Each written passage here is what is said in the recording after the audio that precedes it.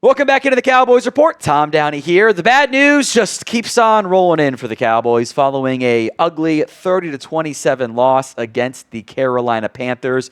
A putrid showing, in particular on one side of the ball. We're going to focus a lot on the defensive issues this Cowboys team is facing. Before we dive into that, I don't think today's video is going to get a push notification because there's been multiple regular videos, a live show within the past 24 hours. So I don't think this one's going to get a push. If it does, sweet. That's even better. But help us out by sharing today's show, and we can point out how bad things are on that side of the ball. A lot of stats I want to mention. And you guys remember the Mike Trout, Shohei Ohtani tweet of Shohei Ohtani and Mike Trout did this. It hasn't been done since Oil Can Johnson, and the Angels lost 5-2.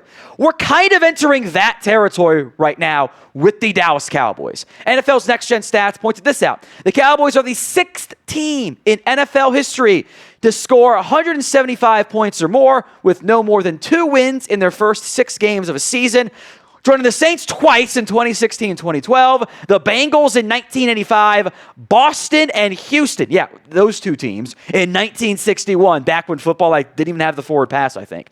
Only Houston, by the way, which doesn't feel like counting, the Oilers made the playoffs back in 1961, which, yeah, if you're in the middle of the Cold War, pre-Cold War, those don't even count as stats in reality.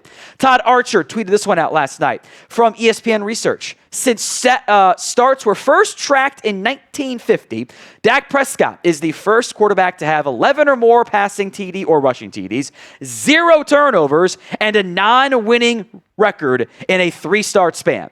So Dak putting up numbers that normally always give you at least 2 wins, normally means you're 3-0. You're just wasting a bad offense right now. That's all you're doing at this moment. You're taking an offense that is putting up, honestly, MVP numbers for Dak Prescott, awesome numbers for George Pickens, and you're just doing nothing winning. Ed Warder on these stats. Another example from ESPN Research. The Cowboys are the first team in NFL history to average 30-plus points per game without a turnover over a 3-game span and not have a winning record during that time frame. Congratulations, Cowboys. You are historically incompetent. I hope you're happy, Jerry, because you have put together a really good contending offense and a defense that makes it impossible to be anything than a laughingstock around the NFL. It's a joke.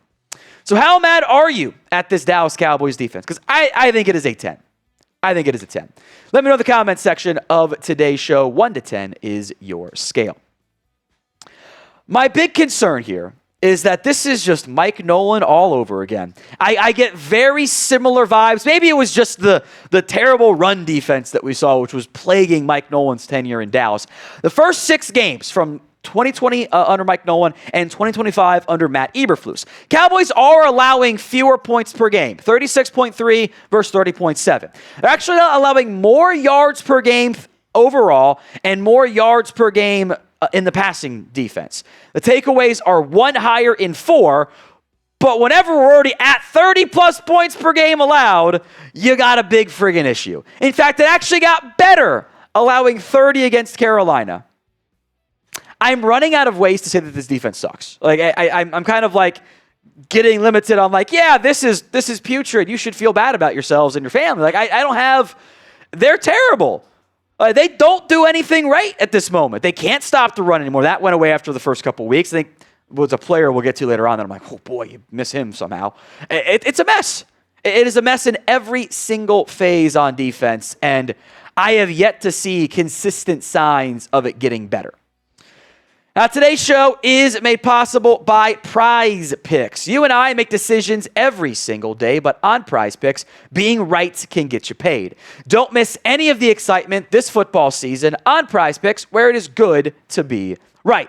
It is the only app that offers stacks. You can pick the same play up to 3 times in the same lineup. You want to pick more on Josh Allen passing yards, rush yards, touchdowns on Monday Night Football? Feel free to do so. You can also follow other Prize Picks players directly in the app with one simple Click. This is the Monday Night Football little prize picks slate that's been cooked up here. Bijan Robinson, more than 15.5 carries. Keon Coleman, less than receiving yards. Caleb Williams, half interception. And Ja'Cory Krosky-Merritt, more than a half rushing touchdown as well. So go download the Prize Picks app today and use code CLNS to get $50 in lineups after you play your first $5 lineup. That's code CLNS over at prizepicks.com/CLNS to get $50 in lineups after you play your first $5 lineup. Link will be in the comments section and the description of today's show. Prize Picks. It's good to be right. Remember when Jerry and Steven got up there and spun, that's what it was, the Micah Parsons trade of we're going to fix our run defense now. Well, no, you didn't. It's bad. It's broken again.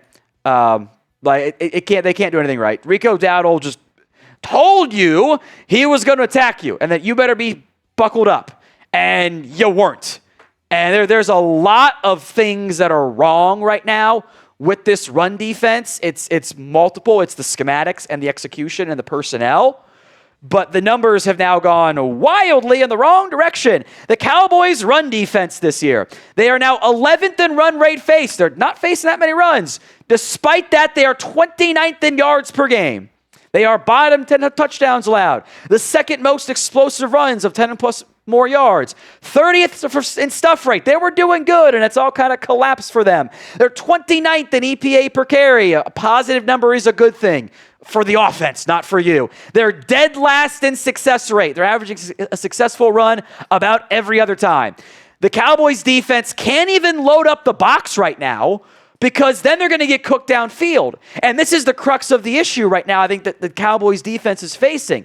They don't want to do stacked boxes to stop the run because all that's going to do is invite vertical shots from the opposing passing offenses, and they're so crappy in the back end, it's going to lead to 40-yard chunk plays. So now what the hell do you do? You're not blitzing. You're not playing man. You're playing this bend but don't break soft zone shit, and they're just bending you over their knee. That's all they're doing. Look at these numbers. Passing and rush defense, EPA per play.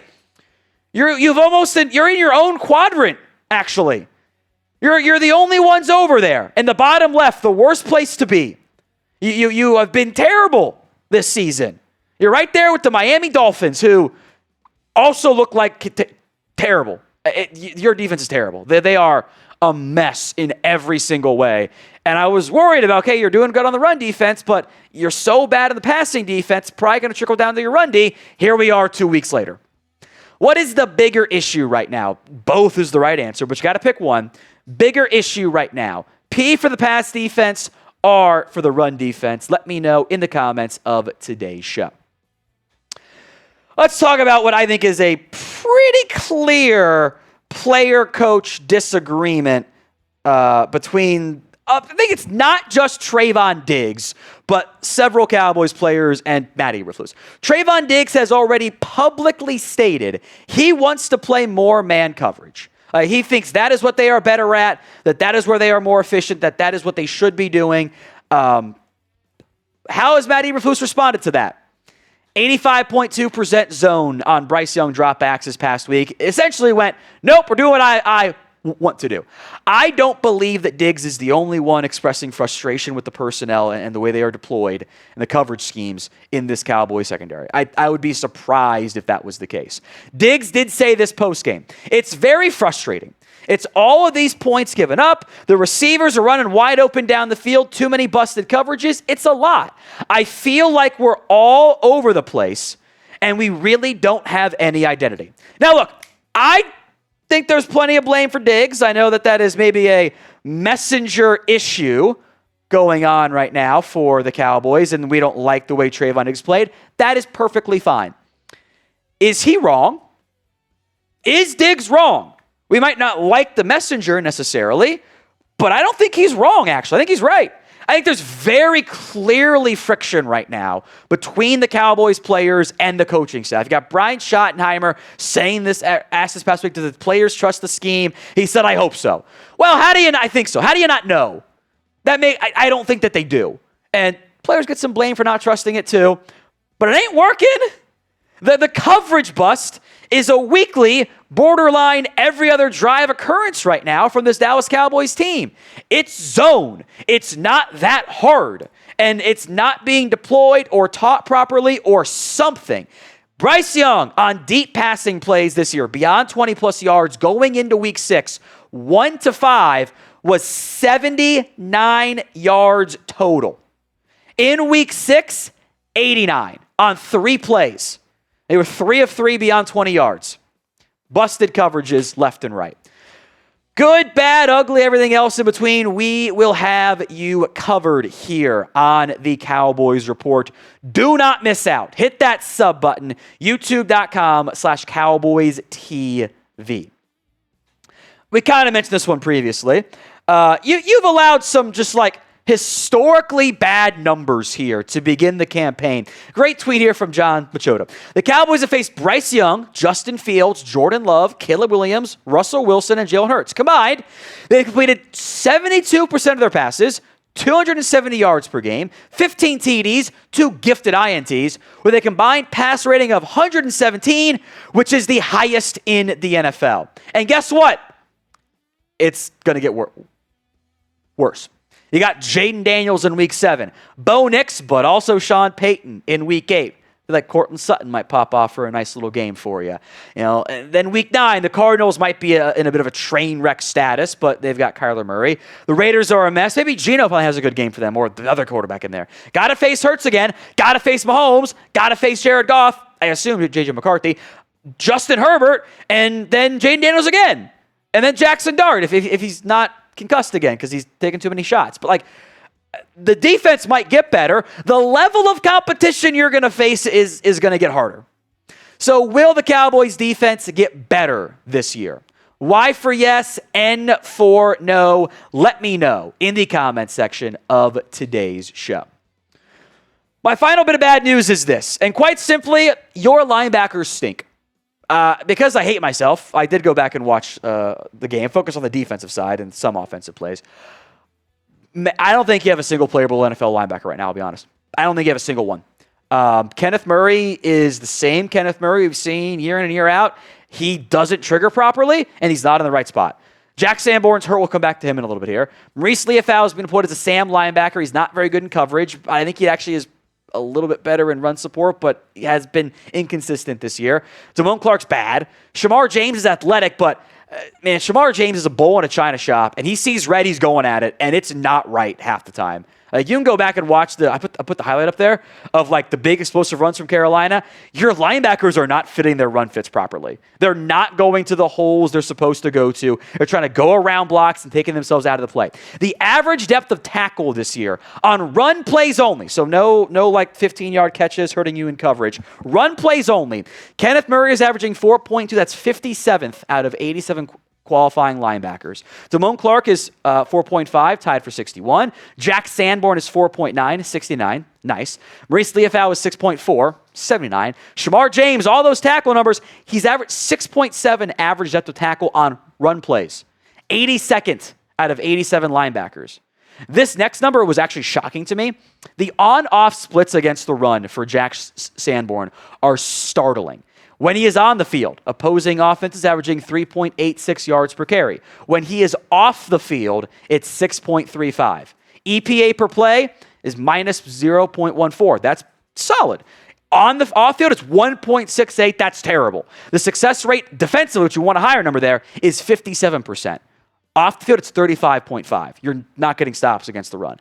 Now, it's been when he's been out, it's been the Jets when they ran the ball well, and Carolina. But that's startling differences. He's not a great athlete. I don't love him in coverage. He's at least where he needs to be. And frankly, the rest of your linebackers are not right now.